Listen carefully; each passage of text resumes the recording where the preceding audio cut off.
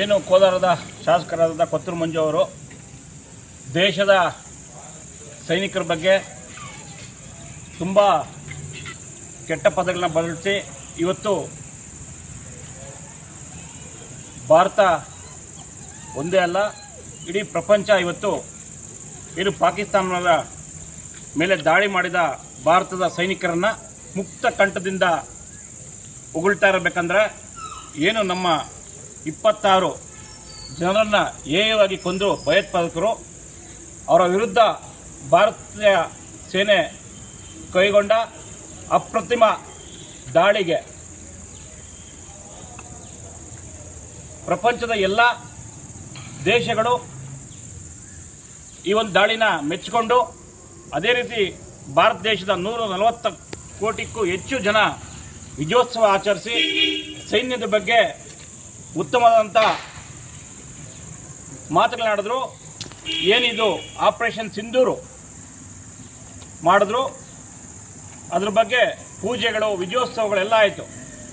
ಆದರೆ ರಾಜಕೀಯದ ತೆವಳಿಗಾಗಿ ಪ್ರಚಾರಕ್ಕಾಗಿ ಇವತ್ತು ಸೈನ್ಯದ ಬಗ್ಗೆ ತುಂಬ ಕೆಟ್ಟದಾಗಿ ಏನು ಒಂದು 4 ಫ್ಲೈಟ್ಗಳು ತಗೊಂಡೋಗ್ಬಿಟ್ಟು ಹೊಡೆದ್ಬಿಟ್ರು.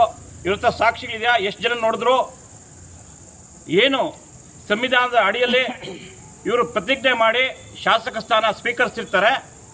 ಅವ್ರು ಮಾತಾಡುವಾಗೆ ಭಾರತದ ಸಾರ್ವಭೌಮತ್ವಕ್ಕೆ ಧಕ್ಕೆ ಆಗಿದ್ದ ರೀತಿ ನಾನು ನಡ್ಕೊತೀನಿ ಅಂತ ಒಂದು ಪದ ಬಳಸ್ತಾರೆ. ಇವತ್ತು ಇವರು ಪದ ಬಳಸಿರೋದು ಭಾರತದ ಸಾರ್ವಭೌಮತ್ವಕ್ಕೆ ತುಂಬ ಧಕ್ಕೆ ಆಗಿದೆ.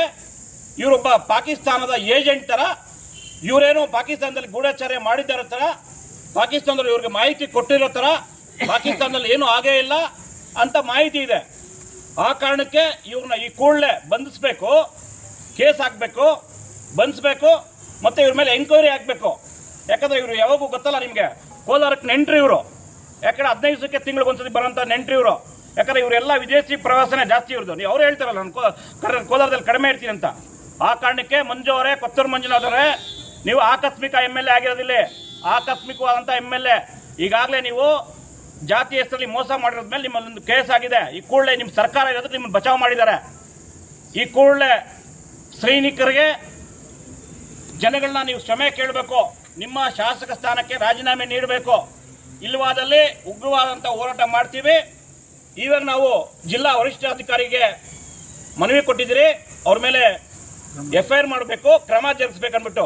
ಇದನ್ನು ಮನಗೊಂಡಂಥ KPC ಅಧ್ಯಕ್ಷರಾದಂಥ DK ಶಿವಕುಮಾರ್ ಅವರು ಇವ್ರನ್ನ ಪಕ್ಷದಿಂದ ವಜಾ ಮಾಡಬೇಕು, ಇವರ ಶಾಸಕ ಸ್ಥಾನವನ್ನು ತೆರವುಗೊಳಿಸ್ಬೇಕಂತ ಮನವಿ ಮಾಡ್ತಿದ್ವಿ. ಇಲ್ಲದಿದ್ದರೆ ನಮ್ಮ ರಾಜ್ಯ ಅಧ್ಯಕ್ಷರ ಮನವಿ ಮೇಲೆಗೆ ಅವ್ರನ್ನ ಮಾಹಿತಿ ಕೊಟ್ಟಿದ್ರೆ ಈಗಾಗಲೇ ನಾವು ಏನು ಕಾನೂನು ರೀತಿ ಕ್ರಮ ಜರುಗಿಸಬೇಕು, ಹೋರಾಟ ಮಾಡಬೇಕು. ಮುಂದಿನ ದಿವಸದಲ್ಲಿ ಆ ಎಲ್ಲ ಹೋರಾಟಗಳನ್ನ ಅವ್ರು ಎದುರಿಸಬೇಕಾಗ್ತದೆ ಮಾನ್ಯ ಶಾಸಕರು. ಧನ್ಯವಾದಗಳು.